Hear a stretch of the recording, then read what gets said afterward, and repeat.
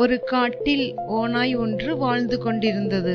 அது பல நாட்களாக பசித்திருந்தது.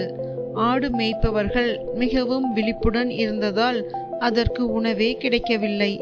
ஒரு இரவில் அது உணவுக்காக அலைந்து கொண்டிருக்கும் போது ஒரு ஆட்டுத்தோல் கீழே கிடப்பதை பார்த்தது.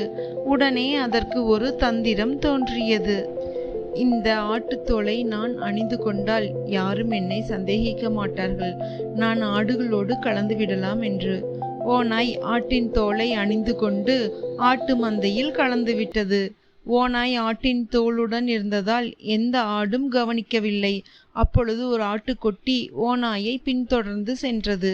ஓநாயோ அந்த ஆட்டுக்குட்டியை தன் இரையாக மாற்றிக்கொண்டது. அன்று மாலை நேரம் ஓநாய் மற்ற ஆடுகளுடன் கலந்து கூடாரத்திற்கு சென்றது. இனிமேல் தினமும் இப்படியொரு குட்டியை சாப்பிடலாம் என்று மகிழ்ச்சியுடன் இருந்தது. ஆனால் அப்பொழுது ஆட்டு மந்தைக்காரன் பிரியாணி செய்ய ஆட்டுக்கறி தேவை என ஒரு ஆட்டை பிடிக்கலாம் என மந்தைக்குள் சென்றான். ஓநாயின் நேரம். அவன் பிடித்த ஆடு ஓநாயாக மாறிப்போனது. ஓநாயை ஆடு என்று நினைத்து பலி கொடுத்தான். நீதி: தீயவர்களுக்கு அவர்களின் தந்திரமே அழிவாகிவிடும்.